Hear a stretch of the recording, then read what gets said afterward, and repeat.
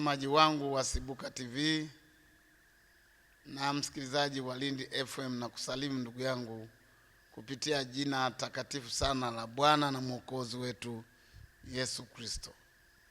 Naitwa mchungaji Pregod Zawadi Mgonja wa kanisa la EAGT. Nachunga nyuma tu ya chuo kikuu cha Dar es Salaam, kanisa la Jesus Village ambalo ni tawi la EAGT. Mungu ametupa mimi na wewe heshima, neema,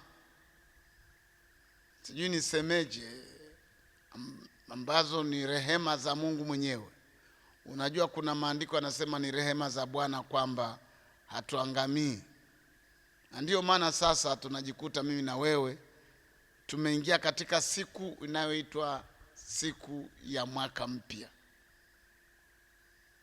Kwa kweli ni siku ya mwaka mpya, hata kama tunaingia sasa wakati wa kumalizika kwa siku yenyewe, lakini tumekuepo na siku mpya ya mwaka mpya, nasi tumekuwa mashahidi kwamba tumekuepo, na aliyetuona yote alishuhudia kwamba tarehe hiyo ya kwanza ya mwaka 2026 tumekuepo, tumepewa neema na Mungu ya kuepo.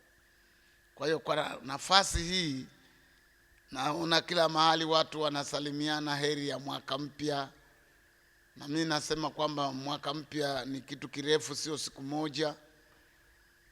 Kwa hiyo tunaposalimiana, sisalimiani nawe kama tarehe moja, na nasema heri ya mwaka mpya, kwa maana sio siku moja tena, ila nataka iwe heri katika mwaka mzima tunaoingia. Heri kwako, heri kwa ndugu zako, heri kwa watoto wako, heri kwa hata kwa mtumishi wa Mungu uliye naye. Na wewe mtumishi mwenzangu, nakutakia heri ya mwaka mpya. Na tamani sana kwamba tushirikiane maneno yanao tutazamisha huu mwaka tulionao. Na kwa kweli Mungu amekuwa mwaminifu, amenipa somo tutakaloshirikiana pamoja. Somo lenyewe, kabla sijaleta kwako, nataka niombe. Baba Mungu, umetupa kuingia katika mwaka kwetu huku tunaita mwaka mpya. Nashukuru sana kwa ajili yangu na familia na kanisa na yeyote ambaye umenipa mbele yangu ili aweze kusikia maneno haya ambayo unasema na mioyo yetu, kwa kusudi la kutengeneza kitu, kuandaa kitu, kukataa kitu, kutengeneza ipasavyo mienendo yetu katika mwaka mpya.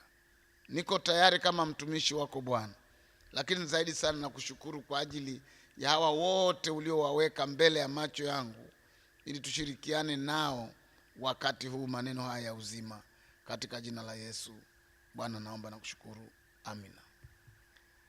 Somo la leo ambalo tumelipewa katika kuanza mwaka linasema usikubali kuendelea na adui shetani wala teso lake wala kutumika kwake katika mwaka huu mpya. Usikubali kuendelea na adui shetani wala teso lake lolote katika maisha yako, wala kutumika kwake katika mwaka huu mpya. Mwaka mpya unapokuwa tumeuingia, hatusahau kabisa mambo yaliyotutesa. Tunafurahia mambo yaliyotufurahisha na mambo tuliyoweza kuyafikia mema, lakini bila kusahau mateso yaliyotoka upande wa shetani. Kwa kweli maisha yetu yote ambayo Mungu ametupa sisi watu tuliookoka, hata na wale ambao hawajaokoka, ni kwamba kumewekwa adui wa kudumu aitwaye shetani. Biblia inasema nimeweka uadui kati yako na shetani. Kwa hiyo pamoja na sherehe zote, juzi tulikuwa na sherehe za Christmas.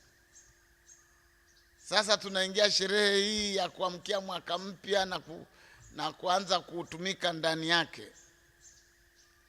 Wakati wote huu tusisahau kwamba uadui wetu na shetani unaingia mwaka mwingine. Kwa kuwa shetani ni adui wa kudumu kwetu, basi ni wa kudumu. Kwa maana yake tunaposema ni mwaka mpya, sio mwaka mpya wa kula mema tu. Yaani adui ni wa kudumu. Kwa hiyo amekwepo mwaka ulioisha, naye sasa anaingia mwaka mpya mwaka mpya wa mapambano na wanadamu, ukoo wote wa Adamu na kanisa zaidi. Kwa hiyo ndio mtazamo ambao nataka niuweke vizuri wakati tunazo sherehe. Lakini Biblia inatuambia kabisa, wakati mtakaposema ni amani amani, muangalie uharibifu usije ukawabana, maana hutokea ghafla. Kwa hiyo huku tumeingia tunashangilia. Wengine wanashangilia sasa wameongezeka umri, wengine wanasikitika umri unazidi kwenda, lakini wanachoshangilia ni kwamba wameendelea kuwepo na watoto wao, wameendelea kuwa na kazi zao, wameendelea kuwa na afya zao, pamoja na adui yupo.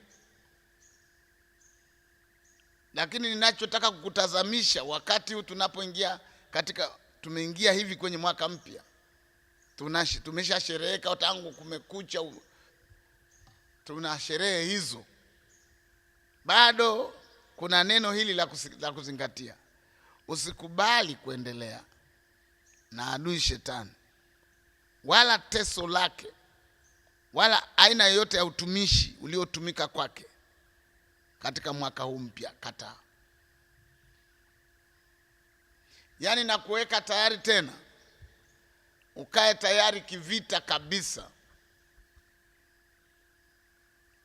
Unataka uimarike tena kwamba uadui wako na shetani haujapungua chochote. Sana sana Biblia inasema akijua kwamba muda wake unazidi kuisha, kwa maana Kristo anarudi kulitwaa kanisa. Kama anaona kwamba kanisa linaweza likapata neema ya kujikuta Bwana ameshakuja amelitwaa, wale watu waliotaka wazuie, anaweza kukuta wametwaliwa. Kwa hiyo bidii yake ya uharibifu ni kubwa kuliko. Kwa hiyo tunapoanza mwaka huu kama leo hivi, jana kulikuwa na uharibifu wa shetani na nia yake ya kutuzuia kwamba tusiingie mwaka huu unaoitwa 2026. Hii ndio ilikuwa mission, ndio ilikuwa kusudi la shetani la mwaka ulioishia Desemba 31. Lakini baadhi yetu, nasema baadhi kwa sababu kuna ndugu zetu hatukuvuka nao. Kuna ndugu zetu wamepata majeraha makubwa kwamba hawana sherehe leo. Hii sherehe tunaita ya mwaka mpya hawana kabisa. Wana hali za mateso makubwa, majeraha ya mwaka ulioisha, kukoswa na kifo, maana walikusudiwa wafe ikiwezekana kabla ya kuingia. Sasa tumeingia sisi tulioingia, maana Mungu ni Mungu wa walio hai, wale waliosalia. Anaweka neno hili, usikubali kuendelea na huyu shetani, adui shetani, wala teso lake usikubali likaendelea, wala aina ya utumishi uliotumika pamoja aliyekufanya ukamtumikia katika miaka hii iliyopita mpaka tarehe 31 Desemba 2025 pale usiku. Usiendelee. Kumekucha ukiwa ndani ya mwaka mpya, lakini lazima ujiwekee kusudi la kipindi hiki. Namba moja ni pamoja na kupingana naye na kujua, na kama vile kumwambia, ninajua bado upo, najua we ni adui wa kudumu, na mimi kwako ni adui yako wa kudumu. Kama ningelikuwa nikusemezana, unamwambia najua we umekuwa adui yangu wa kudumu, na mimi nimekuwa adui yako wa kudumu. Najua tunaingia mwaka mpya. Kwangu naita nimeshinda mwaka huo uliopita, nimeshinda kiwango nilichoshinda. Safari hii kila kitu ulichokusudia kuendelea nacho kwangu nakataa. Yaani lazima tuwe na tamko la kuelekea kipindi cha mwaka huu tunaoanza. Mtu wa vita anatumia matamko. Dhamiri yake isipungue kwamba niko vitani. Usipungue ndugu yangu. Usije ukapungua ukasema umeingia kipindi chenye nafuu. Kwa sababu adui amesema, hali akijua kwamba muda wake umeisha, anatamani ammeze mtu.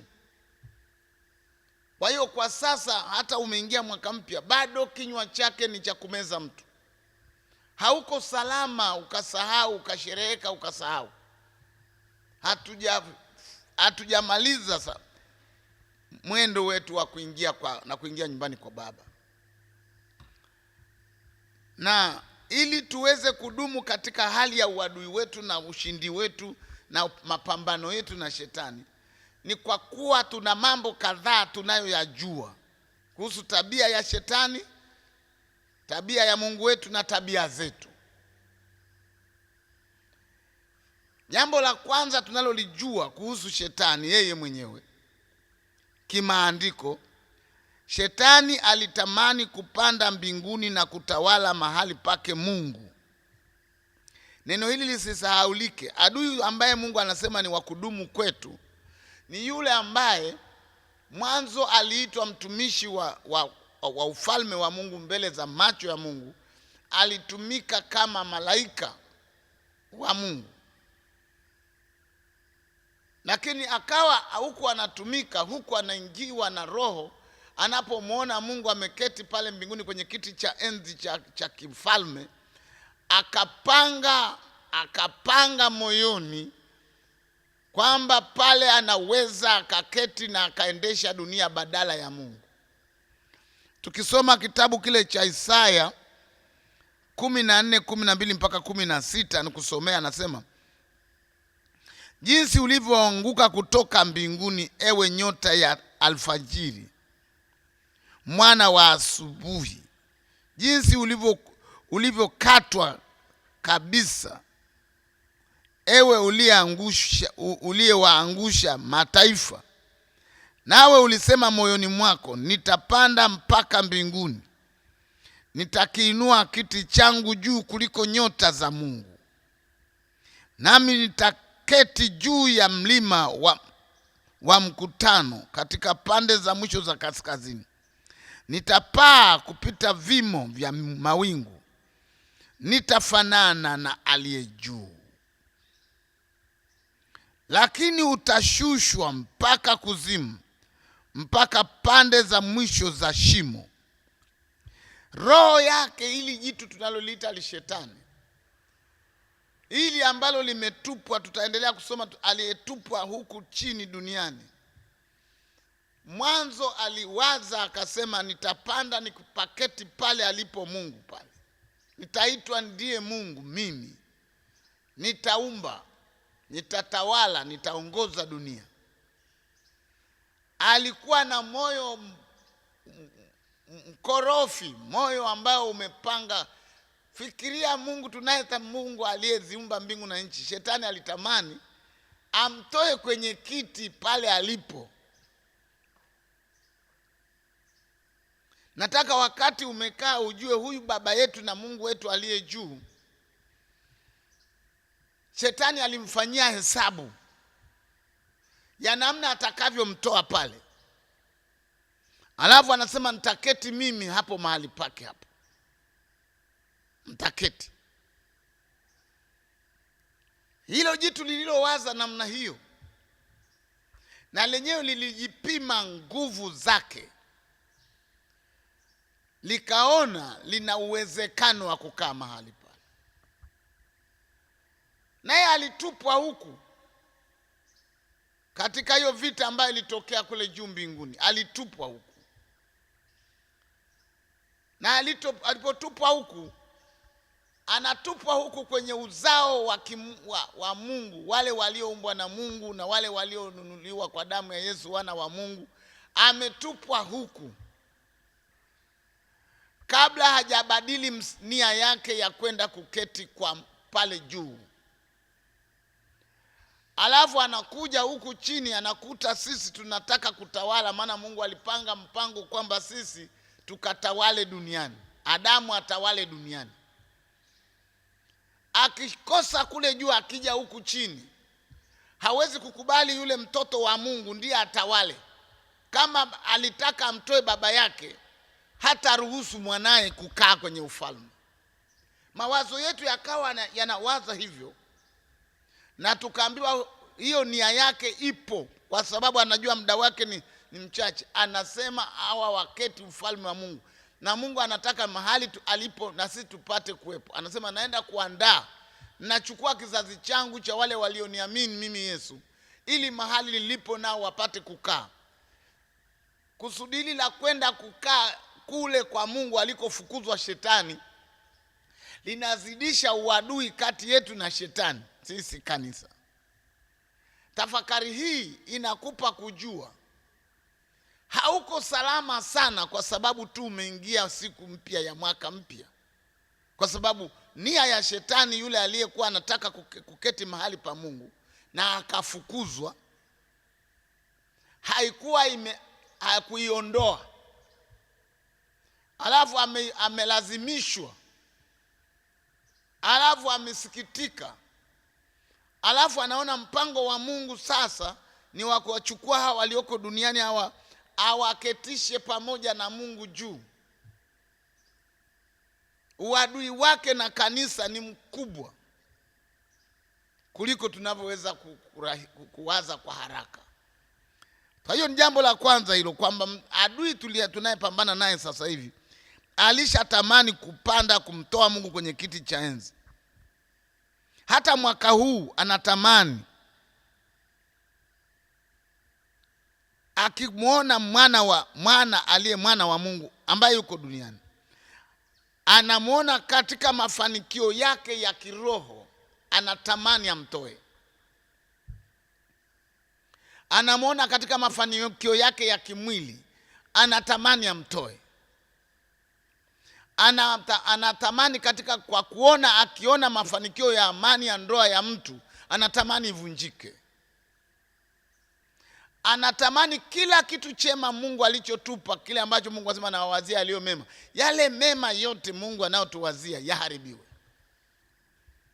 Tukisoma Ufunuo ile 12 mstari wa 7 mpaka 11, imeandikwa hivi: kulikuwa na vita mbinguni, Mikaeli na malaika zake wakapigana na yule joka. Yule joka naye akapigana nao pamoja na malaika zake. Unaona mambo haya? Mungu anaamua kupigana na shetani. Shetani naye anasema na mimi nitapigana na wewe. Malaika za Bwana wanasema tunapigana na shetani. Na shetani ana malaika waliomuunga mkono, wote wanasema ni kutuangana, ni kutuangana.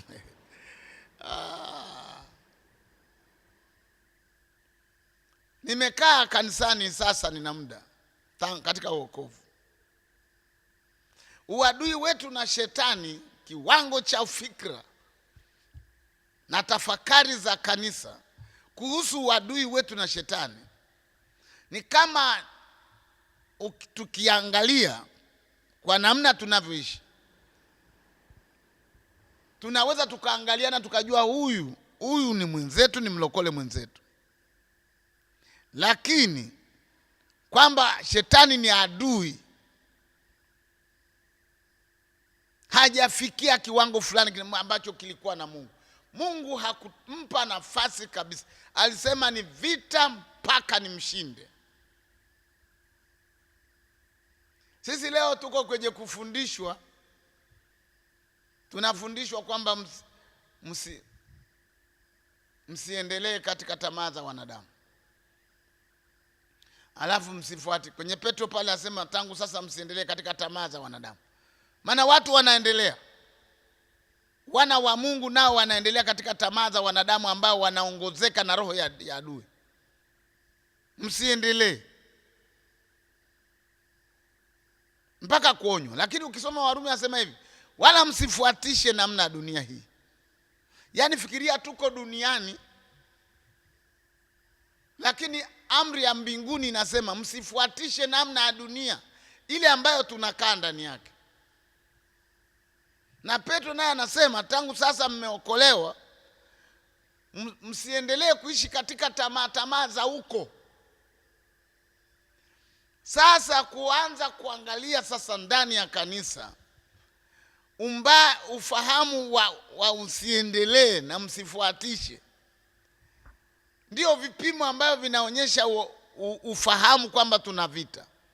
Unamwangalia mtu anavyofuatisha mambo ya dunia, alafu anakuambia kwamba yeye atamkemea shetani, ana mamlaka juu yake, anasema, lakini hawezi kuishi. Na kwa kweli mstari ule unakuwa kama umekuja kwake, kama uliotumwa kwake, usifuatishe namna dunia hii wewe. Maana anaonekana amefuatisha. Usiendelee kuishi katika tamaa za wanadamu, kwa sababu ameishi katika hizo, anasomeka. Kwa hiyo uadui ndani ya kanisa na shetani unaweza ukawa umepungua mtu bila kujua. Na kwa hiyo nia yake ya uharibifu wa kuingia katika maeneo nyeti ya mpango wa Mungu juu ya maisha yetu, hata kule kwenda kukaa na Mungu milele na milele, yanaweza yakaathirika. Mafanikio hapa duniani yaliyokuwa Mungu ameyaruhusu kama baraka ya kanisa, yanaweza tusiyafikie. Afya ambayo Mungu alitaka tuwe nayo, alisema mwanangu, uwe na afya yako kama roho yako ifanikiwavyo, tunaweza tusiifikie.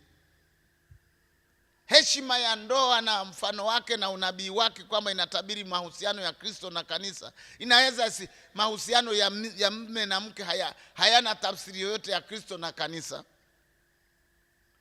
Amani ambayo Mungu alitaka amani iwe kwenu, na amani ni wapayo, sio kama ulimwengu utoavyo, inaweza isiwepo. Lakini tukawa tumeingia mwaka mpya. Kumbe tumeingia mwaka mpya kwenda kutumikishwa katika mambo yale ambayo Mungu alimtuma Kristo ili tuweze kujikomboa katika hayo. Lakini bado mtazamo, mimi nazungumzia maisha ninayoyaona ya mtu aliyeokoka na maandiko ninayoyaona, uhasama, uadui wa Mungu na shetani ulitakiwa uwe ndio uhasama wa watoto wa Mungu kwa shetani. Siku moja sisi wafugaji tulikusanya maji yetu kule kwetu. Maji ni shida ya ng'ombe, mbuzi, kondoo. Tuna mahali pa visima, mahali ambapo tumekusanya maji ng'ombe wanywe maji.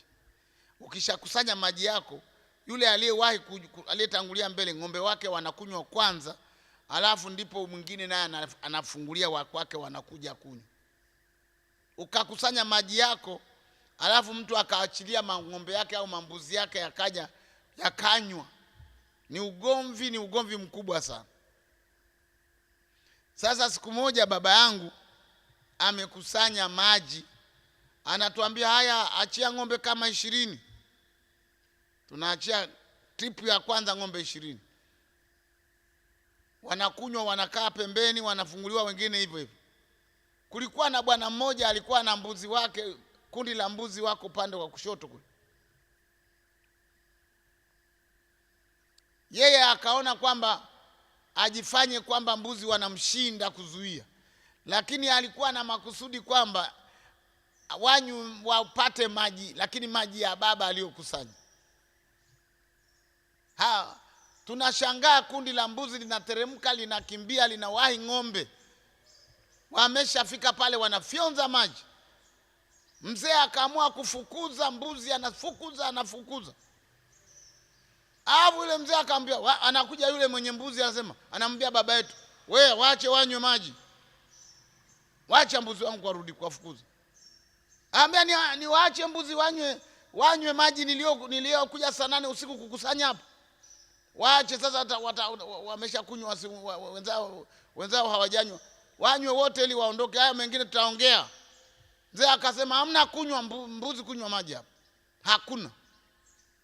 akamwambia baba yetu, tumekaa pale mimi, baba na mdogo wa baba, akamwambia mzee wetu, nitakutia vibao. Aliposema nitakutia vibao,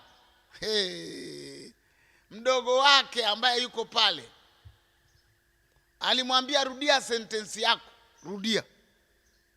Akasema nitamtia vibao, aache mbuzi wangu wani. Akamwambia, utamtia vibao huyu? Akamwambia Akamwambia, sasa bwana, nakwambia hivi, umtie vibao kama ulivyosema, mtie vibao sasa hivi kama ulivyosema, na mimi ukiweza kumtia vibao, huenda nia yangu itapoa. Lakini kama ukaamua kusema nitakutia vibao, ukaacha kumtia vibao, mimi nitakutia vibao. Kwa tamko hilo ulilotamka. Hauwezi wewe ukatamka juu ya baba yetu kwamba utamtia vibao, sisi watoto tukiwapo. Hii dharau tunataka tuikomeshe leo, na tunakuhakikishia leo utaondoka hapa, dharau yako juu ya huyu mzee itakuwa imeshaisha. Unaona hasira ya watoto?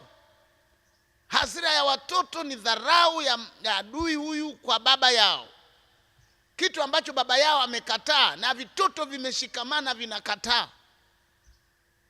Itakuwa ajabu kama Mungu anaamua kufanya vita kumpiga shetani, lakini akija huku duniani watoto wake Mungu hawana sura ya Mungu, hawana sura ya baba yao, hawana hasira inakaa ndani ya baba yao ya kumpinga shetani. Kiwango ambacho mtu atakuwa ameokoka kisipimwe tu kwa kuimba nyimbo nzuri za pambio, kipimwe kwa hasira yake juu ya shetani, kama vile Mungu alivyokuwa na hasira juu ya shetani. Wokovu wetu utupe sura ya Mungu wetu. Mungu aliamua kufanya vita, hakuruhusu eneo lolote shetani amiliki, ambaye ndiye baba yetu. Tutasoma huko mbele, hata ametupa silaha zote za kupigana. Hakuacha tu, hakutegemea. Mungu hakutegemea kwamba huku duniani tutakuwa na kanisa la Bwana, watoto wa Mungu waliopewa uwezo wa kuwa wana wa Mungu, wasio na sura yake, wasiomchukia shetani. Mungu hakutegemea. Na kwa kuwa alitegemea tutakuwa maadui wa kudumu, alitupa silaha za kivita, akijua kwamba shetani atapata tabu huko kwa wanangu huko. Anapokosa kusikia vita, anapomwona mtoto aliyempa uwezo wa kufanyika mwana wa Mungu hana hasira na shetani, kwake Mungu linakuwa jambo la ajabu. Sasa anasema kulikuwa na vita mbinguni, Mikaeli na malaika zake wakapigana na yule joka.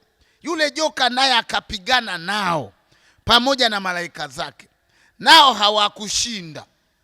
Mungu alichachamana jeshi lake kabisa, hawakushinda.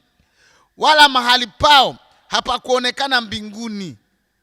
Yule joka akatupwa, yule mkubwa, joka wa zamani, aitwaye Ibilisi na Shetani, audanganyaye ulimwengu wote, akatupwa hata nchi, na malaika zake wakatupwa pamoja naye.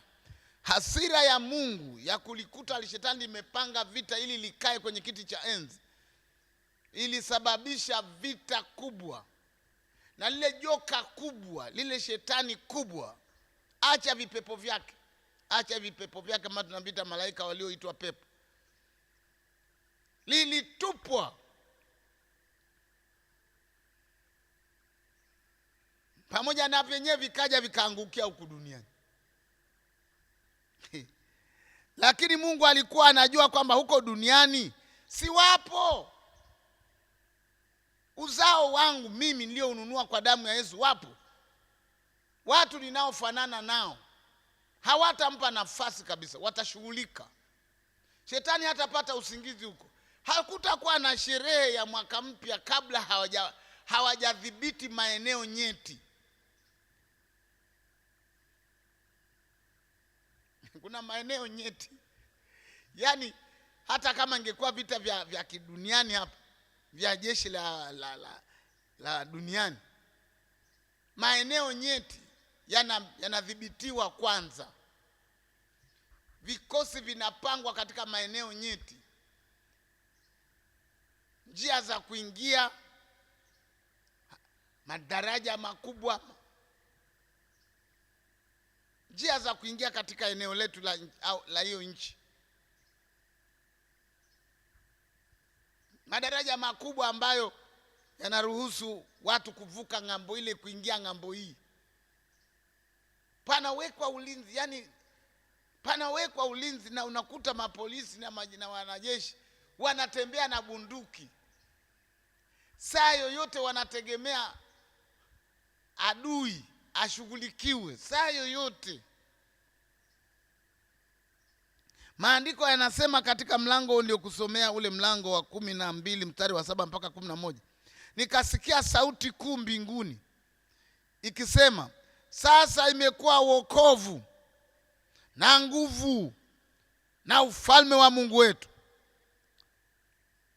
na mamlaka ya Kristo wake, kwa maana ametupwa chini mshitaki wa ndugu zetu, yeye awashitakie mbele za Mungu wetu mchana na usiku.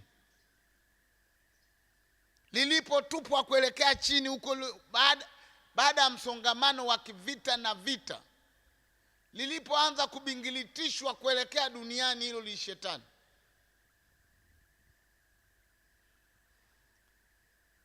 Malaika kule juu wanashangilia, wanasema sasa mbinguni tukasikia sauti inasema, sasa mbinguni, sasa huku kwetu mbinguni sasa imekuwa wokovu huku kwetu.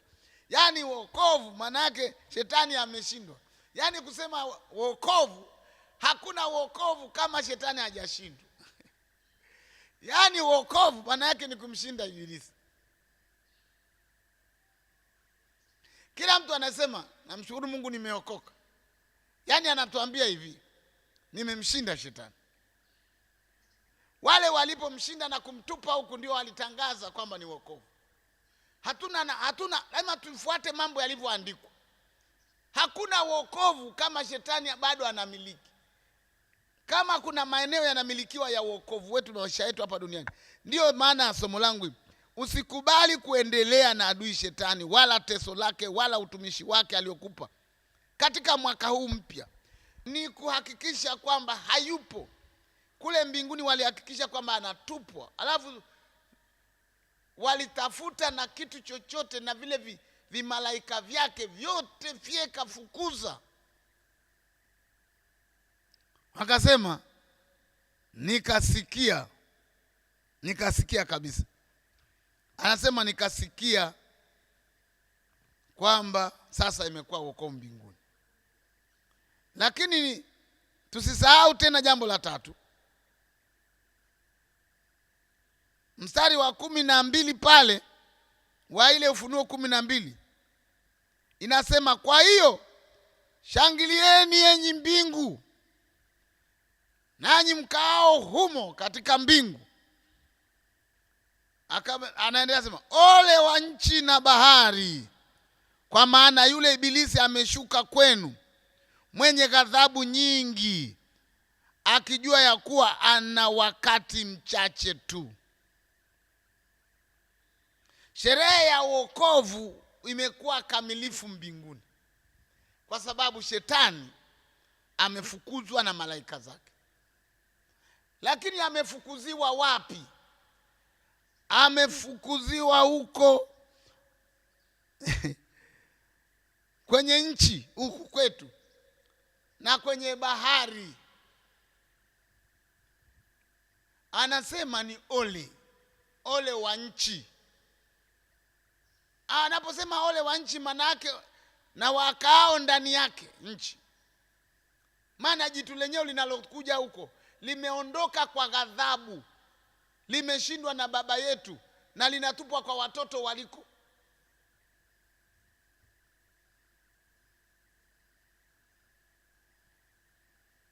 Ni sawa na labda wewe baba, wewe mwenye nyumba, unaamka ukute lijoka limeingia ndani ya nyumba. Hapa juu ya kitanda uko na mama, hapa chini mmetandika jamvi, watoto wamelala hapo. Mama anakuambia baba joka, unaamka kweli lipisi la joka. Wewe kama mwanamume utakachofanya cha kwanza ni kulirusha, kama basi una ujasiri. Mimi nishaona wanaume wanaogopa mende. Nishaona mwanamume ambaye alipanda juu ya makochi kwa sababu anakwepa mende. Limende limekuja huko limeinua mabawa yake kuelekea kwake. Baba mzima mbele ya watoto alipanda juu ya makochi. Na watoto wakaanza kupiga yowe. Na wala sio nyoka, mende. Sasa huyu akikutwa na joka kitandani, kama hata kata roho ni bahati, basi atalisukuma. Lakini akilisukuma akalisukumishia chini hapa kwa watoto, hapa ni ole kwa watoto. Maana hasira ya shetani sasa imeongezeka kwa kile kipigo alichopigwa. Ndio sura inayojijenga kwamba lijitu lenyewe linalotupwa huko kwenu. Nyinyi mnasema ni sherehe ya mwaka mpya, mtakula sherehe, sawa, mtakula sherehe.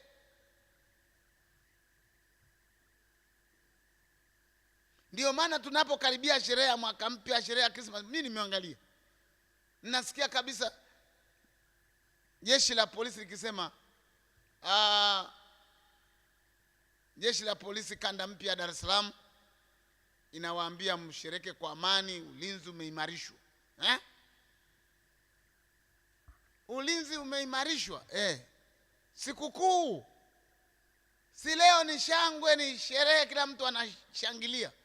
Anasema jeshi la polisi linawaambia mnatakiwa mshereke kwa amani, maana ulinzi umeimarishwa. Wakati wa sherehe tofauti. Mimi hicho kitu nakiangalia, ndugu zangu, na nyinyi angalieni. Hao wenzetu wa usalama bwana, wao wana mawazo mengine tofauti.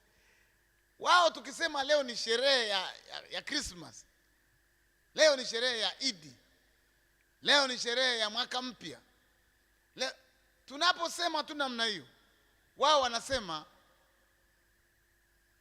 usalama umeimarishwa. Mbona mnaimarisha? Kuna tatizo. Utadhani wao ndio wanaosoma Biblia. Biblia inasema mtakaposema amani amani, mnaanza kula humo, mnafurahi humo, uharibifu utatokea ghafla. Kwa hiyo wao wamekaa standby. Vikosi vinaitwa, wenyewe wanasema kwamba tumepewa standby. Maana yake wao wanakaa kivita. Yaani ina maana huku chini sisi duniani hasa kwa kweli tunatakiwa kukaa kivita, kwa sababu lile jitu lenyewe lilotupwa huku sio linakuja ili tukae nalo kwa amani, limekuja na ghadhabu.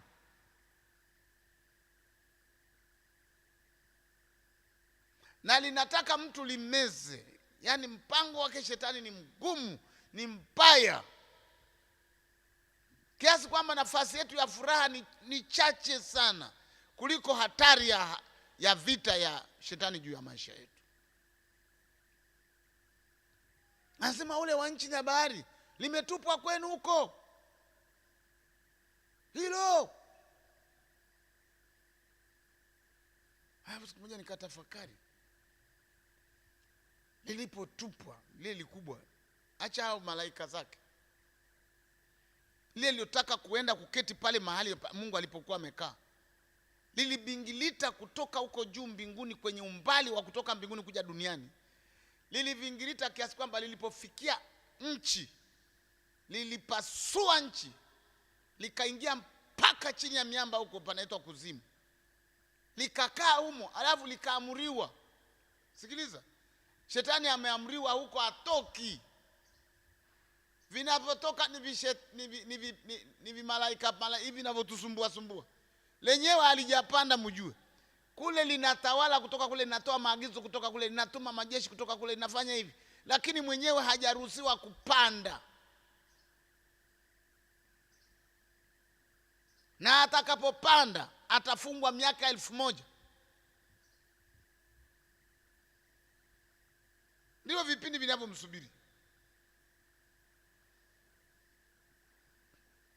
Sio jitu la kuacha na kasije mkalikookoka. Kakijana kameokoka. Mungu anaona bado atupe msaada wa karibu. Mnamkumbuka ndugu yetu aitwaye Musa? Alipoambiwa nenda ukawaokoe, alimwambia Mungu, niko tayari kwenda, ila unihakikishie utakwenda pamoja nami. Utakwenda pamoja nami. Na kama Mungu huendi pamoja nami, mimi siondoke hapa. Hapa ulipo na mimi ndipo hapa. Hapa ulipo nitokea na kaa na wewe hapa. Na mwingine ni Ezra. Walipoambiwa sasa mnaruhusiwa kutoka Babeli mrudi kwenu Yerusalemu, aliwaza tutarudije hapo katikati, maana haya majeshi ya adui yamekaa hapo katikati ambayo yamepagawa maroho ya shetani. Walienda mbele za Mungu siku 3 kando ya mto Ahava kujiandaa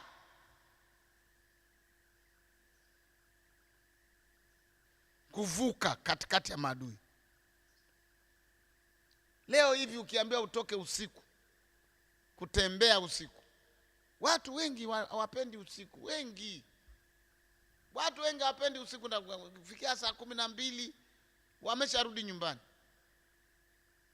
Na watu wengi wanaonyana, ukirudi usiku sana wasema, bwana unapenda kutembea usiku lakini sio vizuri. Wanakuambia wewe unasema tulikuwa tunapata moja baridi. Utapata moja baridi lakini utakutana na moja ya moto. Utakunywa ya baridi, ukifika njiani utakutana na rungu la moto. Shetani sio kitu cha mchezo, atakupiga. Tuna ndugu zetu wangapi sasa hivi hawajaweza kuinuka kitandani tangu tumeanza kushangilia mwaka. Hawainuki kwa kitu walichofanywa na shetani katika usiku wa kuamkia mwaka mpya. Kuna watu wamejeruhika vibaya.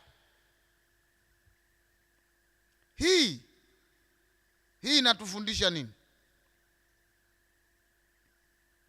Pale kwenye Petro wa kwanza mlango wa 5 mstari wa 4 imeandikwa, muwe na kiasi na kukesha, kwa kuwa mshtaki wenu Ibilisi kama simba angurumaye huzunguka akitafuta mtu ammeze.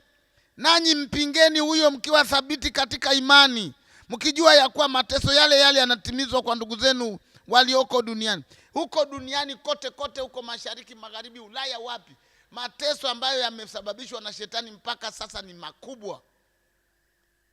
Wakati mnakesha hapo mnasema kuna sherehe ya mwaka mpya, mwe na kiasi. Huku mnashereka, huku mmeshika silaha kwa mkono mmoja, huku macho yanatazama kushoto kulia usalama, huku nafsi zenu mnazilinda. Tamaa ya macho mnailinda, tamaa ya mwili mnaipinga. Usiku wa sherehe kuna kitu kinachoitwa tamaa ya macho. Usiku wa sherehe kuna kitu kinaitwa tamaa ya mwili. Watu wanaenda kwenye kumbi, wanaita kumbi za starehe, wanasema kufurahisha macho. Lakini hiyo nia ya kufurahisha macho, mwe na kiasi. Hiyo nia ya kutamani, mnasema natamani mwili wangu, natamani. Utamani uwe na kiasi. Huyo adui amekuja huko, mtaumia. Kama mtu atashereheka alafu hajajishtukia, mimi nimeleta somo hili kama nilivyolipewa. Usikubali. Mwe na kiasi.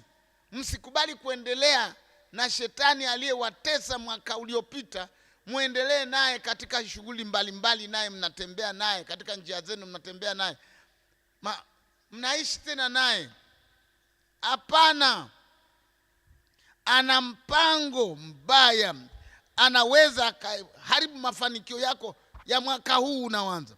Anaweza kuharibu afya yako ya mwaka huu unaanza. Anaweza kuharibu ndoa yako ya mwaka huu unaanza. Anaweza kuondoa amani yako ya mwaka huu unaanza. Ni vitu vibaya anaweza kukufanya kilema katika mwaka huu unaanza. Uliamka mwaka mpya ukiwa na afya njema, Kufikia saa 7 we ni kilema. Adui ana nia mbaya kuliko tunavyofikiri. Atakayejaliwa kufikiri sawa na alivyofikiri Mungu, kupigana mpaka kushinda. Kuna mahali Mungu anasema nawapenda vijana kwa sababu wamemshinda. Wako vijana ambao Mungu anawasifu, anasema kuna vijana ambao wamemshinda shetani. Walipomshinda shetani, Mungu akaandikia sema ninawapenda vijana kwa sababu wameshika neno langu nililowaambia. Alafu ana nguvu zangu, Roho Mtakatifu. Alafu wamempiga shetani. Mungu alipoona wamempiga shetani, wamemtoa shetani katika watu waliopagawa na mapepo na majini, waliopagawa na nguvu za mizimu, wakapiga kwa jina lake Bwana. Wakasema kwa jina la Yesu na kung'oa. Wakang'oa. Wakasema ukai.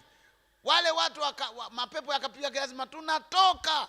Akasema tokeni. Alafu akasema tunaenda. Walafu wakaenda. Alafu ule ndugu yetu aliyekuwa amevimbirushwa na shetani akainuka akasema, namshukuru Mungu. Kifua changu kilikuwa kimebanwa na shindwa kupumua. Jamani, nawashukuru kuniombea. Mungu kule juu mbinguni asema sawa. Huyo yuko kama mimi, huyo kijana. Nampenda kijana huyu. Sasa tatizo ambalo nimeligundua mpaka sasa, ambalo nalo mnanyie huko kwenu mnaliona.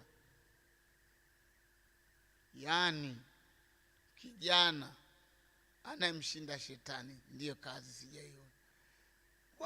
Watu wanakula raha sana. Watu wanabonyea. Yaani kijana anakuwa kama mbonyeo. Mimi nawaita mbonyeo. Yaani rojo sana, yuko rojo. Hawezi kufua dafu kwa shetani. Akimwambia shetani toka, shetani amjibu pale pale, wala hatani. Anambia stop. Hapo anageuka anamwambia mchungaji wamesema eti hawatoki. Unaweza kusema hivyo? Kijana aliyesifiwa katika kitabu cha waraka wa kwanza wa Yohana ni kijana aliyeshinda.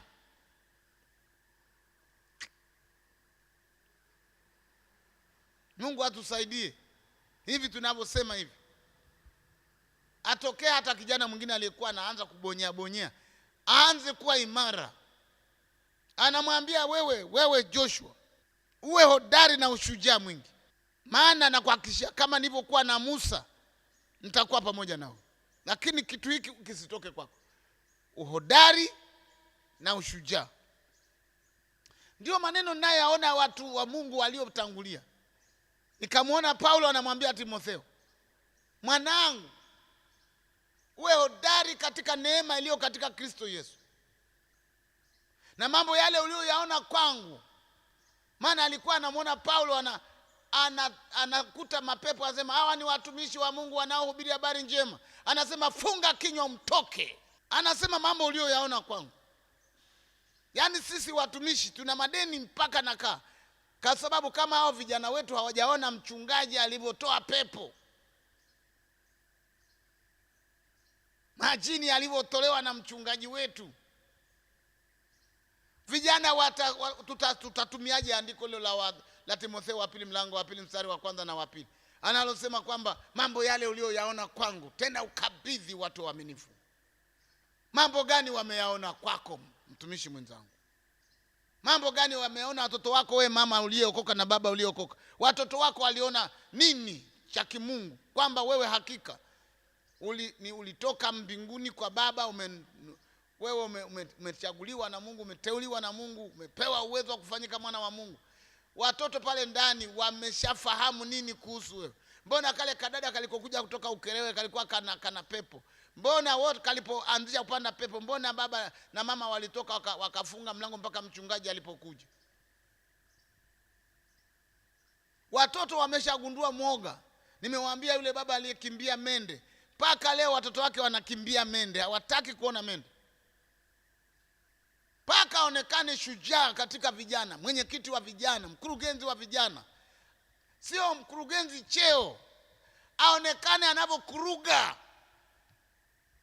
Anakuruga pepo.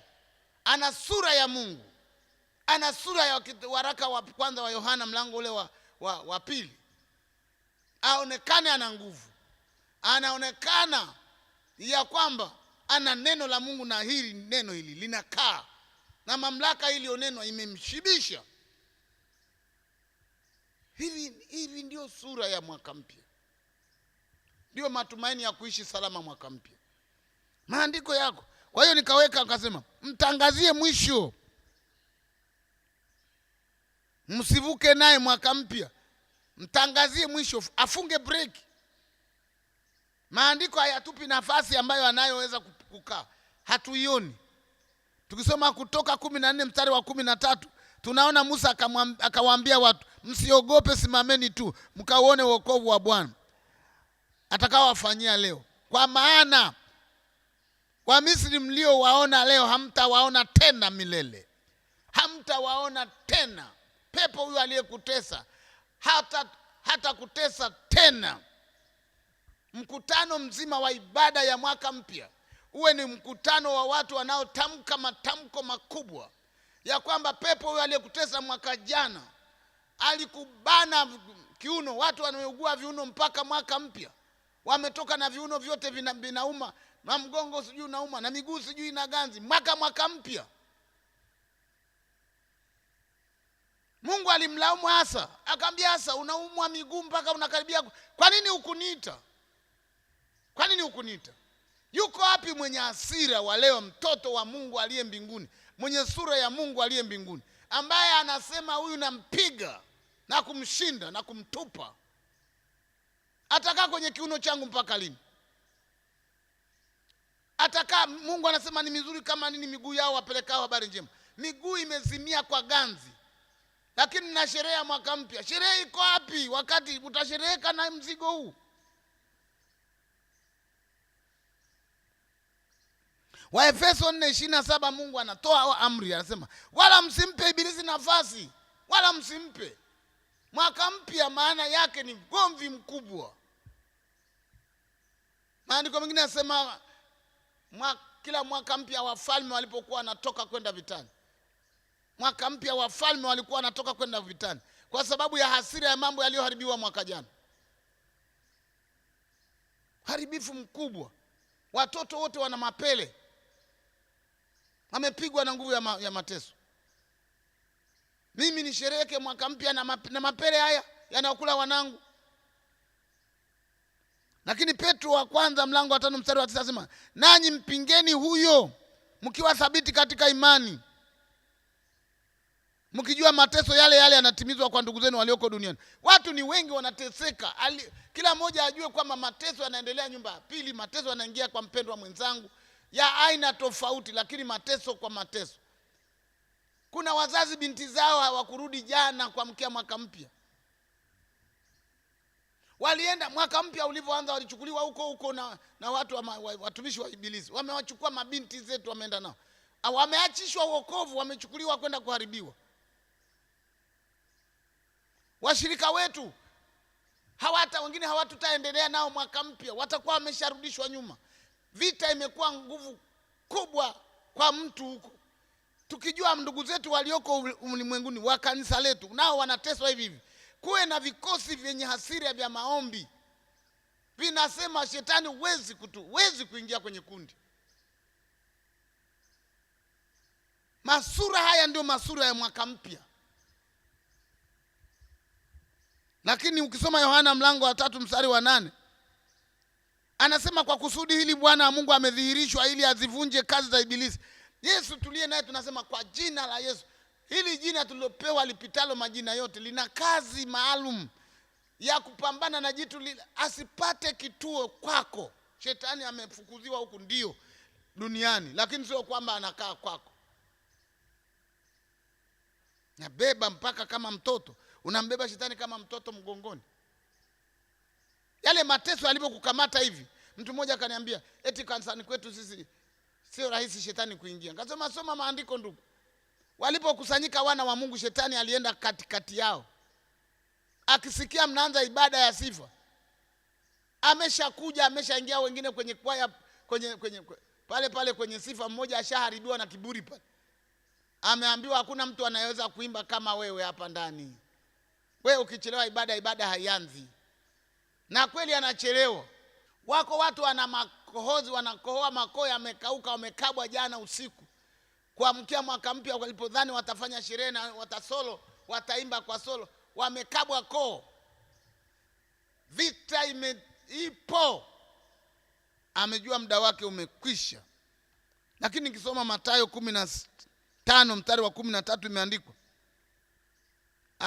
akajibu akasema, kila pando asilolipanda Baba yangu wa mbinguni litang'olewa na nani?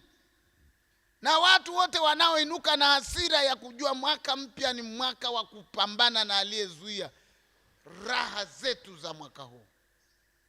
Anasema ombeni msaada mbinguni, ombeni majeshi yangu nitatuma, ili furaha yenu iwe timilifu. Watu wanaosoma, watu wako vyuo, mimi nawafahamu. Mmoja alikuwa saa ya kwenda, anashindwa kutoka kwenda darasani. Wanakuja wanambia mchungaji fulani atafeli, huwa saa za asubuhi analala tu hata mpaka saa 6 hajaamka. Anasema akitaka kuamka aende darasani anashindwa. Nikamwambia kamleteni, ametoka Tukuyu kwa ajili ya kuja kusoma chuo kikuu jamani, sio kulala huku. Wanamleta kwa jina la Yesu, nyie pepo mliomfunga. Kwa nini yeye? Kwa nini mama yake atajivuna? Mama yake atajivuna, watoto wote wameenda chuo kikuu. Toka! Mwachie ndugu yetu. Kanisa liwe na vikosi. Vikosi ni majeshi ya Bwana.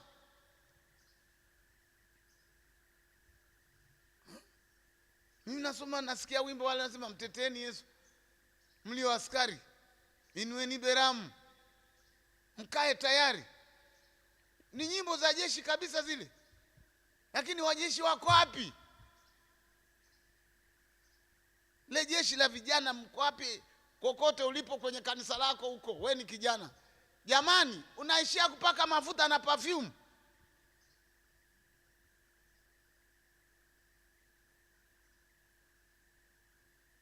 Kijana, pepo anaanguka mbele yake, asema, "Ui, wanaambia nini?" Anasema, asije akanirukia. Hakuna, anasema, "Nini wewe unamwangusha huyu? Toka mwache." Hilo imbike mwaka mpya na uwe na kitu kipya. Sherehe yetu ya mwaka mpya, ndugu zangu, popote mlipo mnanisikiliza, mwaka mpya sio muwe na kiasi huko. Muwe na kiasi na kukisha kushughulika juu ya mambo yaliyoharibiwa mwaka jana. Mambo mengi yameharibiwa. Kuna watu wamefeli mitihani mwaka jana. Kuna watu tarehe ya ndoa ilibidi ife karibu na tarehe ya harusi, kuamkia harusi, bibi harusi ni mgonjwa, wakatuma kwamba tuahirishe mpaka wiki ijayo. Mmeingia mwaka huu, mnataka kujiandae kwamba labda Mungu awajalie mtapata watoto. Hamjajiandaa, kwa sababu hujajiandaa kivita. Wewe unadhani nashukuru sasa tumeshafunga ndoa.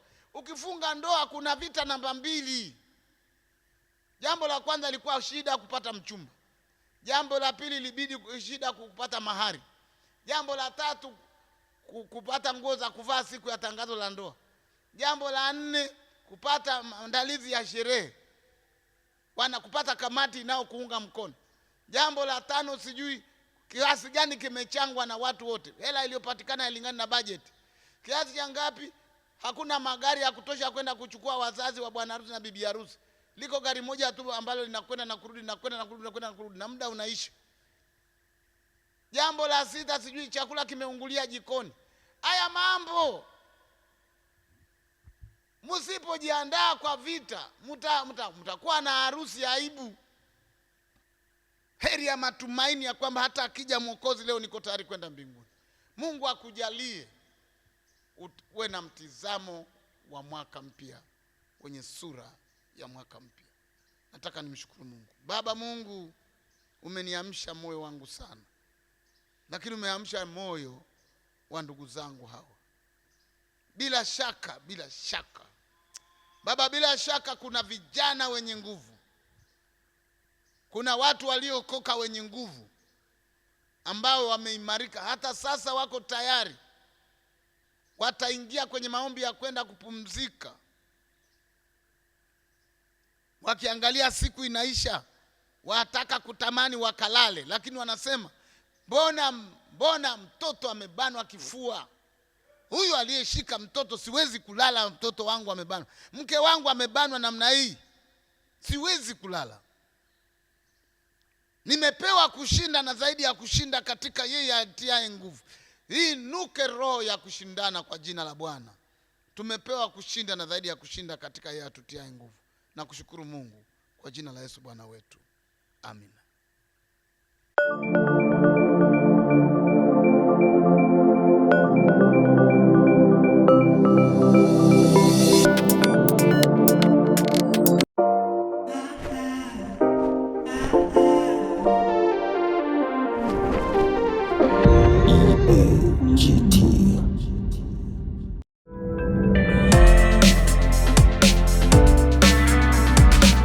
Sibuka TV.